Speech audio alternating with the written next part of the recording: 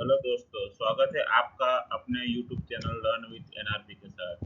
आज हम लोग एक नए टॉपिक के ऊपर बात करेंगे कि जीएसटी रजिस्ट्रेशन किसको करना चाहिए और किसको कंपलसरी है जीएसटी रजिस्ट्रेशन, इसके बारे में हम लोग बात करेंगे। तो अगर आप एक बिजनेसमैन हो या फिर आप एक प्रोफेशनल हो या फिर आप एक स्टूडेंट हो, कॉमर्स के स्टूडेंट हो और जिसको जीएसटी के बारे में जीएसटी रजिस्ट्रेशन के बारे में कुछ जानना है कि किसको किसको करना ज़रूरी है, तो ये वीडियो उनके लिए है। तो चलिए दोस्तों, हम लोग जानते हैं कि जीएसटी रजिस्ट्रेशन करना किसको ज़रूरी है। तो जीएसटी रजिस्ट्रेशन कंपलसरी कब होता है?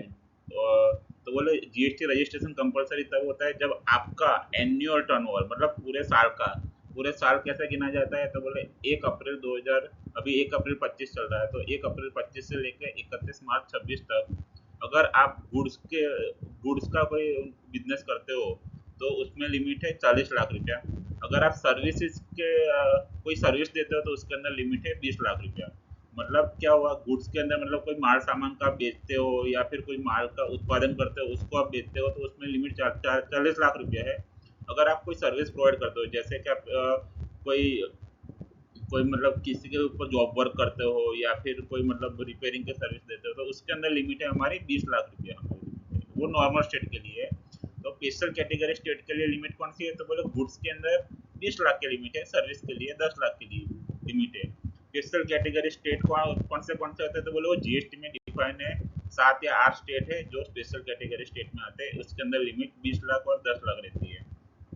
अभी ये था हमारा टर्नओवर के बेस पे, मगर अभी कोई कोई केसेस ऐसे भी होते हैं जहाँ पे आपका टर्नओवर कम हो फिर भी आपको जीएसटी रजिस्ट्रेशन करना जरूरी होता है। तो कौन से केसेस है, तो बोले इंटर स्टेट सप्लाई करने वाले को। इंटर स्टेट सप्लाई मतलब क्या होता है, अगर आप गुजरात में कोई बिजनेस कर रहे हो और आपको कोई सामान गुजरात के बाहर बेचना है तो उसको बोलते हैं इंटर स्टेट सप्लाई। मतलब गुजरात के अलावा कोई भी स्टेट में आपको माल सामान बेचना है तो उसको इंटर स्टेट बोलते हैं। अगर आपको किसी भी अदर स्टेट में माल को भेजना है या फिर बेचना है तो आपको जीएसटी में रजिस्ट्रेशन करना कंपलसरी होता है, उसमें भी टर्नओवर नहीं देखा जाता। अगर आप ई कॉमर्स ऑपरेटर या सेलर के थ्रू कोई भी गुड्स बेचना चाहते हो, ई कॉमर्स ऑपरेटर क्या होता है, तो बोले ई कॉमर्स ऑपरेटर ऐसा होता है कि आप अमेजोन पे कोई सामान अगर बेचना है, आपको फ्लिपकार्ट पे बेचना है या फिर मिंत्रा पे बेचना है तो आपको जीएसटी रजिस्ट्रेशन कंपलसरी रहता है इस केस के अंदर। तो आपको अगर कोई भी ई कॉमर्स साइट पे जाके सामान बेचना है तो आपको जीएसटी रजिस्ट्रेशन कंपलसरी होता है। अभी दूसरा एक कंडीशन रहता है reverse charge cut. Reverse charge मतलब रिवर्स चार्ज क्या होता है, तो बोले कोई कोई सर्विसेज जीएसटी में डिफाइन है जिसका आपको रिवर्स चार्ज में जीएसटी भरना रहता है। मतलब उसमें क्या होता है, जो सर्विस प्रोवाइड जनरली क्या होता है, जो सर्विस प्रोवाइड करता है ना उसको जीएसटी भरना होता है। मतलब जिसने सर्विस दिया, सपोज मैंने मैन पावर का सर्विस दिया तो मेरे को जीएसटी भरना रहता है। मगर कोई कोई केस ऐसे होते हैं जहाँ पे आपको रिवर्स चार्ज के अंदर जीएसटी भरना रहता है। क्या वो कौन सी सर्विस है, बोले उसका पूरा लिस्ट बना हुआ है जीएसटी के अंदर। तो वो हम लोग अगले वीडियो में देखेंगे कि कौन सी सर्विस रिवर्स चार्ज में कवर होती है। मगर इसमें मैं आपको खाली बेसिक समझा देता हूँ कि सपोज कोई लॉयर से हमने कोई सर्विस लिया तो वो सर्विस हमारी रिवर्स चार्ज के अंदर आता है। अगर आपने कोई भी सर्विस ऐसे लिया जो रिवर्स चार्ज की कंडीशन में आती है जीएसटी के अंदर तो भी आपको जीएसटी रजिस्ट्रेशन लेना कंपलसरी है। अभी दूसरा है कैजुअल टैक्सेबल पर्सन। अगर आप कोई भी अपना बिजनेस का कोई फेयर लगा रहे हो, सपोज आप दिल्ली में जाके कोई कोई एग्जीबिशन आप लगा रहे हो, आपकी जो भी आपकी प्रोडक्ट है उसका एग्जीबिशन कर रहे हो दिल्ली में जाके, तो भी आपको आपका टर्नओवर नहीं देखा जाता। उस केस में आपको as a casual taxable person के हिसाब से टर्नओवर मतलब जीएसटी रजिस्ट्रेशन आपको लेना पड़ता है।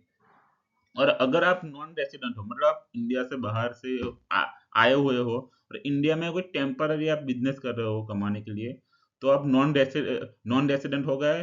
तो आप नॉन रेसिडेंट हो तो आपको नॉन रेसिडेंट टैक्सेबल पर्सन के अंडर जीएसटी में रजिस्ट्रेशन लेना कंपलसरी होता है। तो ये सब थी हमारी।